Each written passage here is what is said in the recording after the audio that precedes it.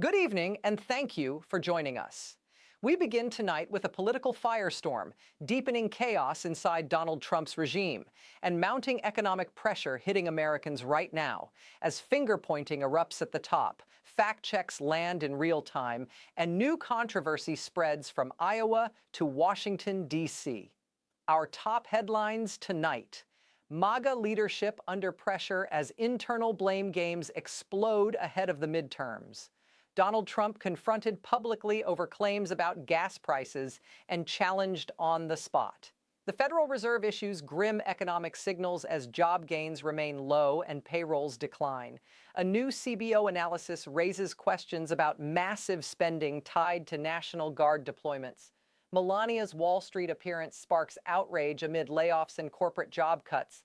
And a high-stakes legal battle unfolds over Trump's push to tear down the East Wing for a ballroom. Let's get right into it. That right there is the face of a beaten and defeated man.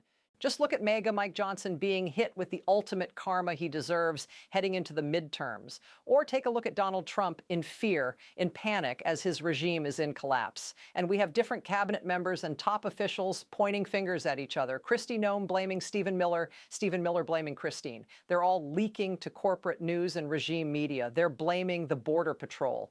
It is utter chaos. And when Donald Trump's been giving speeches over the past 24 to 48 hours, he's really being hit by that instant karma as he's getting kind of fact-checked to his face. He had that disastrous appearance in Iowa where there was someone there at this diner where he was trying to stage this affordability event. And as Daniel Dale says, in an unusual moment, Trump was fact-checked by a woman in the crowd at his Iowa speech yesterday who was on scene. Donald Trump said, "I've lowered gas to $1.95 or $1.85 in Iowa." The woman shouted, "No, you didn't. Gas is $263. Stop lying. It was $269 at the station right outside the venue when the state averages $257. Gas Buddy found just 4 stations out of 236 in the state were actually selling for under $2. He's just out there making things up, folks." And one of the things to mention as well is that, so he did the speech in Iowa earlier in the week. Then he did the speech where he did a speech with Nicki Minaj, the rapper, and then he handed her a gold card where she now gets to be like a citizen, and she was undocumented, but then she professed her love to Donald Trump and MAGA, and she was given a gold card, and the whole thing was really weird. And Donald Trump was like, "Nicki Minaj has these great long nails, and look at her. I want nails like that." But one of the things I want to focus on right now is that as the American people are struggling, as the American people are suffering, psychologically tortured, living paycheck to paycheck, if they're lucky enough to even have a paycheck right now, they can't afford homes, can't afford groceries, and inflation's rising. It's not dropping. Let's be very clear about that. And then Donald Trump's attacking the idea of low-income housing as though low-income housing is some sort of disease or plague. And Donald Trump in the speech, he was attacking Governor Gavin Newsom of California and saying, and he was lying about what Newsom's plans are. And Donald Trump's like, "You can't ever put low-income housing in rich, wealthy areas that were burned down by the fires. You can't do that." And then Trump signed a made-up executive order saying that the federal government is now taking over disaster relief in Los Angeles based on the fires from last January. And it's just give the disaster relief money. Basically, the $40 billion that's needed to rebuild these communities that the Trump regime is withholding. But instead of actually giving the money, Donald Trump is bashing the idea of low-income housing in general, low-income housing, some horrible thing, even though that's not even what the plan is in Los Angeles, and doing fake executive orders saying that he's going to be taking over Los Angeles and just give the money. Here's what Donald Trump said, though, where he said, "low-income housing." This is a horrible thing. Here, play this clip. And I don't want a big section of the area built into low-income housing. They want to put low-income housing right smack in the middle of it. And that's not the American dream. You didn't do that. And low-income housing is great. I built a lot of low-income housing, but you don't put it there. This is one of the richest neighborhoods in the world.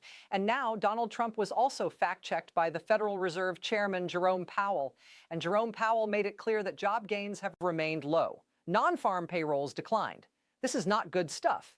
The economic data is horrible. Play this clip. The unemployment rate was 4.4% in December and has changed little in recent months. Job gains have remained low. Total non-farm payrolls declined at an average pace of 22,000 per month over the last 3 months, excluding government employment. And as the economic data is horrible, as people's pocketbooks are being hit hard, as 96% of the tariffs were passed through to the consumers who had to eat it, the consumers, it is a tax on the consumer, on Americans. The corporation in America pays the tariff, and it's passed on. But setting that aside, federal spending is through the roof. I know that is, I guess it's only when Democratic presidents exist where people start talking about, oh, the deficit is up and all of the debt. I mean, the way Trump is running up this deficit, and they, MAGA Republicans, it is awful. A new CBO analysis reveals that the Trump regime spent about $496 million last year to deploy the National Guard to 6 cities. It's about $100 million a month is what that's our taxpayer dollars going to torture people using Trump's military forces when he tries to use the National Guard. Take a look right here, though. This was when Donald Trump was at that diner that I mentioned earlier. It's in Iowa. And Donald Trump's like mocking the people there and mocking the Americans, bragging about making your life savings into a yo-yo. Trump's like, I can make the economy do a yo-yo if I want it. I'll make it do a yo-yo. Here, play this clip. Would you like to see the dollar's value decline more? Would that be helpful? No. I'd want it to be just seek its own level, which is the fair thing to do. You could have it, I could have it go up or go down like a yo-yo. I'll give you an example. Unemployment. I could create the greatest unemployment numbers or employment numbers ever. All I have to do is hire 3 million people and put them into the federal government, and you have 10 people, you know, for one job, right? That's right. Going back to MAGA Mike Johnson, MAGA Mike Johnson has not condemned the attack on Ilhan Omar by that deranged, demented individual who sprayed things on her with a syringe. No statements about MAGA Mike on that. No statements about the murder by the Trump Gestapo of Alex Prey. MAGA Mike didn't do that.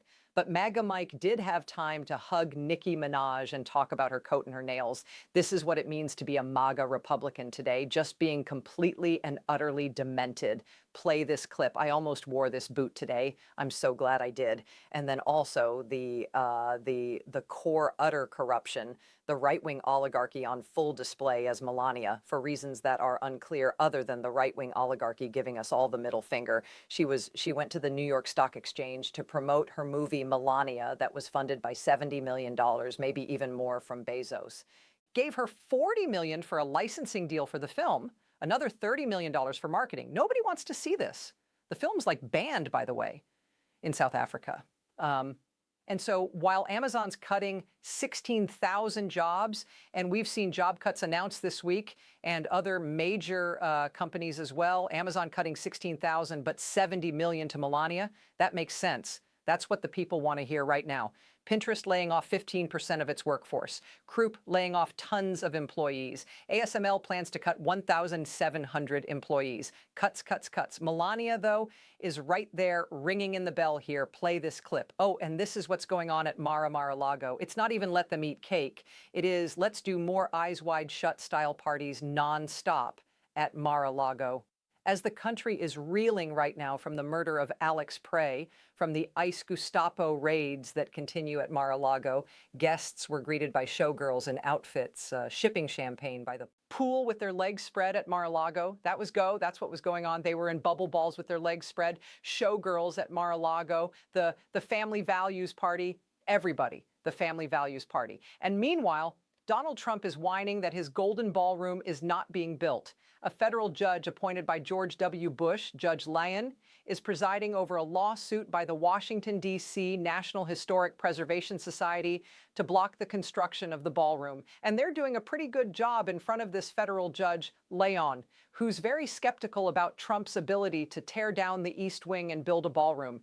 I think Trump may be permanently enjoined or blocked from building this thing. Federal Judge Lyon said the following: where do you see the authority for the president to tear down the East Wing and build something in its place? And when the Trump regime lawyers tried to compare it to Gerald Ford using private donations for a swimming pool, Judge Lyon said, you compare ripping down the East Wing and building a new East Wing to a swimming pool? Are you absolutely out of your mind? And speaking about out of your mind, you've got Melania on state regime media saying that disgraced individual Brett Ratner is very talented at the box office as she continues to promote her film. Play this clip right here.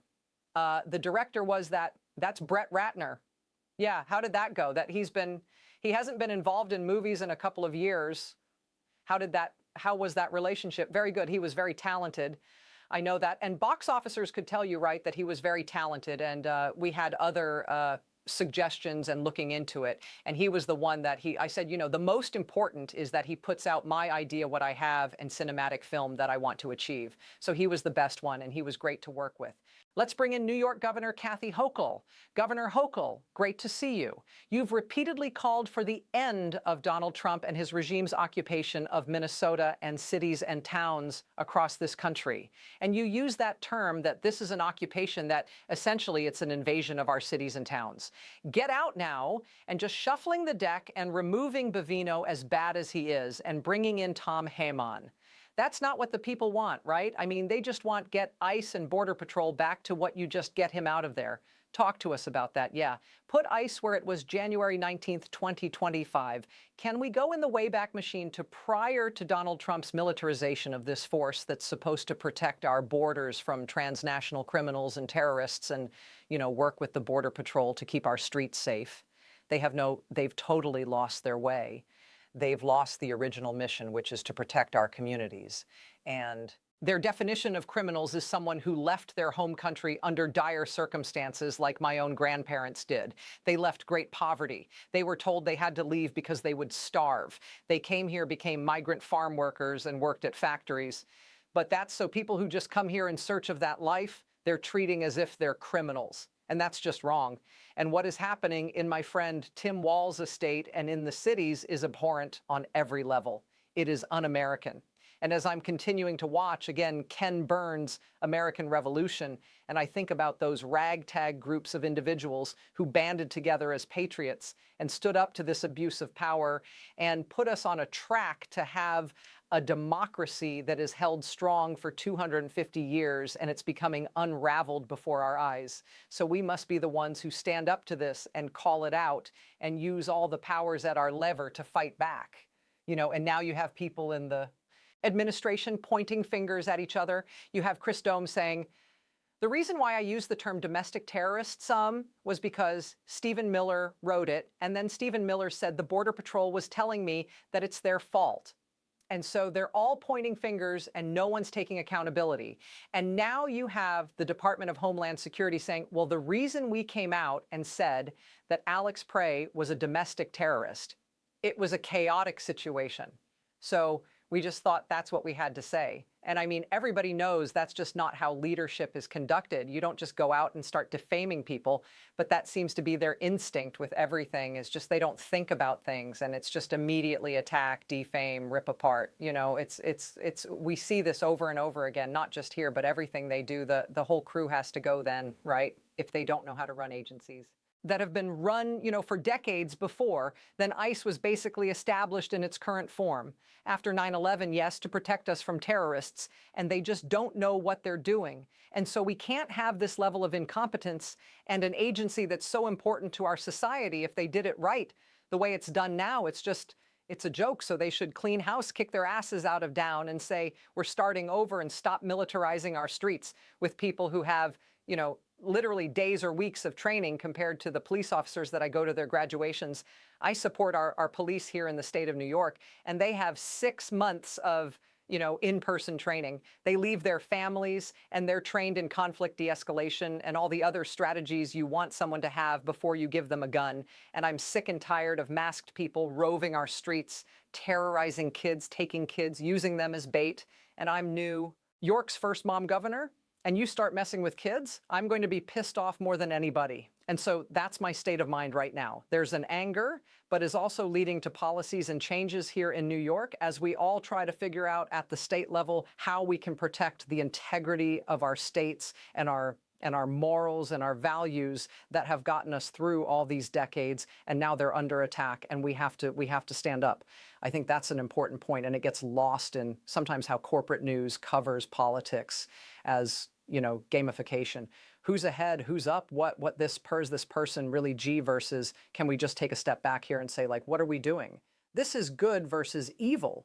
in many cases. This is just about basic morality and decency. I mean, having masked individuals walk through the street and terrorize people is bad. I mean, when Donald Trump and his regime take away people's health care and don't extend Affordable Care Act subsidies, like, that's bad. It is hurting people. When RFK is out there changing the vaccine recommendations, and we're seeing measles surge and other diseases that have been prevented before on the rise, like, these are just bad things that government should not be inflicting pain upon us at, like, just a basic level. And I don't know what their political calculation is, but you basically antagonized everybody in the country, right? You know, the Hispanics who thought you promising just to get rid of the baddest of the bad, right? The criminals, the terrorists, the human traffickers, the drug dealers. Many of them supported the president, not all Sterling, but many did, because they bought into his message of affordability. A lot of people bought into the message of affordability. Prices are going to come down day one. Remember that one? My God, the cost of ground beef and, all the things that you need to buy for your families are just going off the charts. And I'm trying here in New York to make it more affordable. And it's a challenge because I've got tariffs driving up costs for my farmers. And so therefore their products must be more expensive, and the cost of everything's going up for my small businesses. And for God's sakes, we're at war with Canada. I have a 432-mile border with Canada. They're our friends. They come and spend money in our hotels and our little bed and breakfast and our tourism areas and stimulate our economy and buy our products. It's our largest trading partner. We're at war with Canada. So we need a Project 2029 to know, when we have a Democratic president, which we must have, how to put it all back. We'll have put the genie back in the bottle and regained some sense of normalcy. So generations from now, when they say, what did you do when your democracy is being shredded by people in search of unfettered power in Washington and surrounding themselves with a bunch of cronies who have no spine?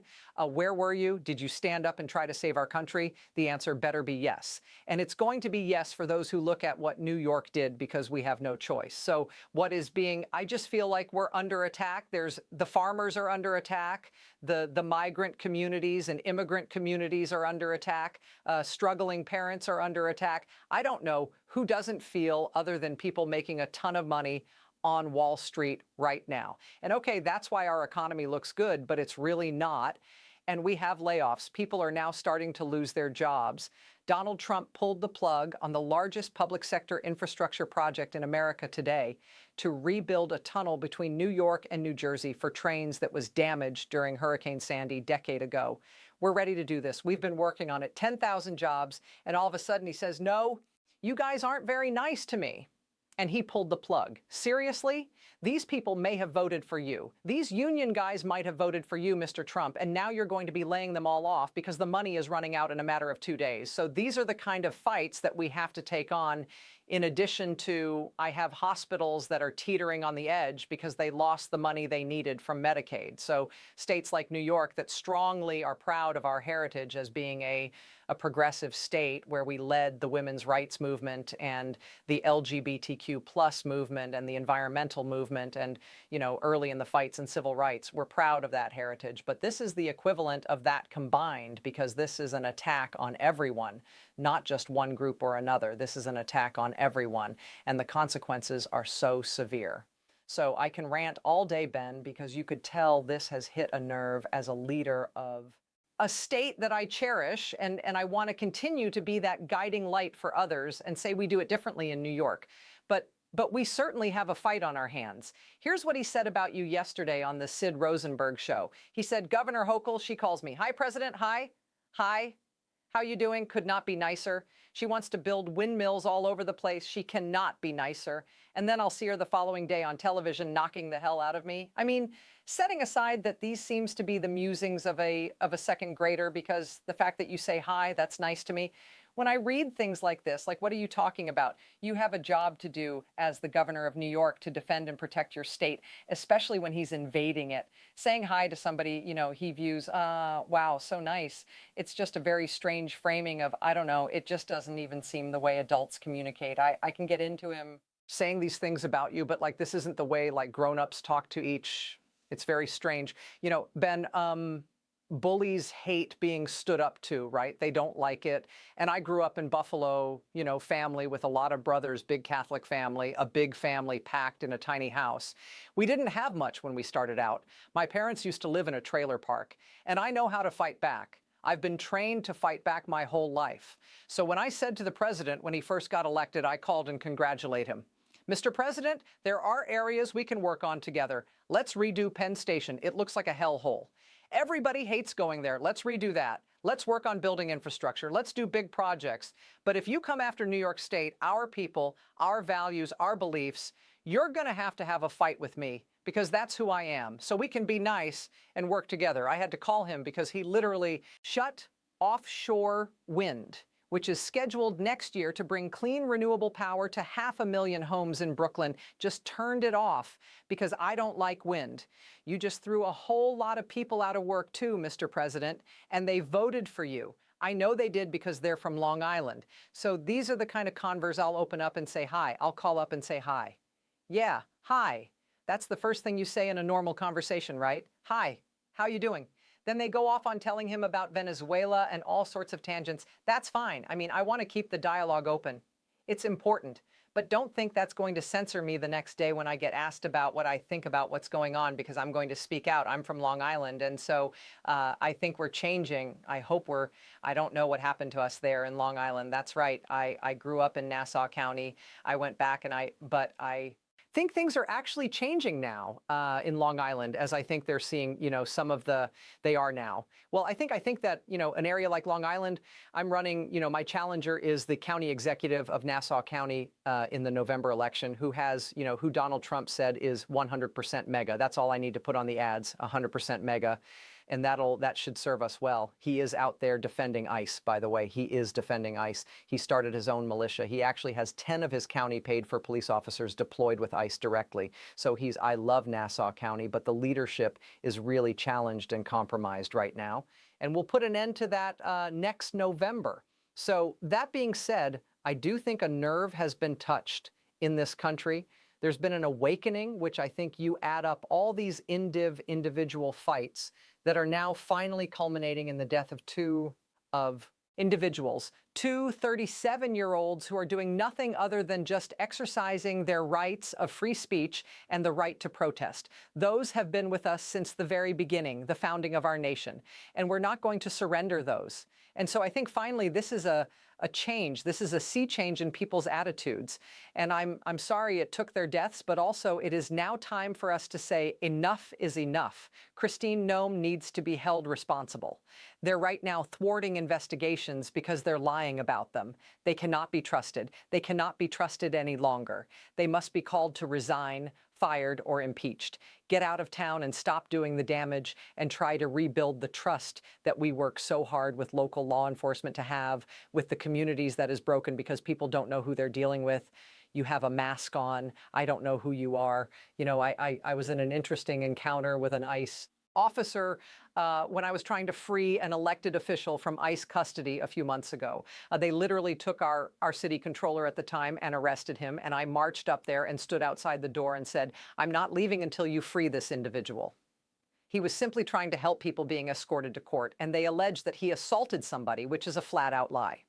Any surprise there? No. So I stood there for an hour in the hallway talking to ICE agents, and I said, why do you have to wear the masks? Like, what's the mask all about? And they said they're worried about being doxxed and harassed by people. I said, but FBI agents don't do that, and my police don't do that, our sheriffs don't do that, and they're exposed. They're on the front lines of people every day. Like, why do you need to do this? And they really didn't have an answer. It's part of the intimidation tactics to have us be submissive, to have the population terrified that this person could do something, so I must surrender my rights. And we're not doing that. This is the nerve that I said has been touched. You cannot do that in this country, and we have to stand up and say no more. Finally, you had a big announcement beginning of this year. You and Mayor Mamdani announced expanding childcare as part of a broader vision of expanding childcare, eventually to everybody, but to everybody 2 years old in New York City. It just shows government working and actually doing things for the people and not against the people. And I know that affordability is a big priority of yours. And throughout this year, you, Mayor Mamdani, and other state and local officials who are actually working to help people are going to be announcing things throughout this year as well. I know that's a big priority of yours. No, I'm looking forward to continuing to partner with the mayor. We have a very strong relationship. My job is as governor. I also represent 8.5 million New York City residents. So I've got to focus on their challenges as well. So I'll work with the mayor. I've been talking about childcare for a very long time as a young mother working as an attorney for Senator Moen a long time ago. I had to leave my job because I couldn't find childcare for my babies. And so this is personal to me. Is something I feel bad is like one generation later, they still have not figured this out when those babies are not having their own kids, my grandkids, and they can't find affordable childcare either and are struggling. So I could not wait to dive into this issue with the mayor. We're putting a lot of state dollars behind it, but the only reason people need childcare is to go to their jobs. So I'm encouraging the business community to support this whole effort as well, because it's in their interest to have less turnover and be able to attract more moms to be able to come to work and young dads who want to be able to, see the children during the daytime if they do an on-site facility. So this is something that we're going to keep leaning into and not look back from. So stay tuned. Governor Kathy Hochul, thanks for joining us as always. We appreciate you. All right. Thanks, Ben. Appreciate you. Everybody hit subscribe. Let's get to 6 million subscribers. Want to stay plugged in? Become a subscriber to our Substack at MidasPlus.com. You'll get daily recaps from Ron Filipski, ad-free episodes of our podcast, and more exclusive content only available at MidasPlus.com. Tonight, we track the growing turbulence inside Donald Trump's regime, from public fact checks and economic warnings to internal finger-pointing and deepening backlash over policies, spending, and enforcement tactics. We also heard New York Governor Kathy Hochul describe what she calls an attack on communities, values, and democratic norms, while outlining state-level efforts focused on affordability and childcare expansion. That's our report for tonight. Thank you for watching, and thank you for staying informed. We'll continue following this developing story, including the economic fallout, the legal battles in Washington, and the political consequences heading into the midterms. For all the latest updates, stay with us, and we'll see you next time.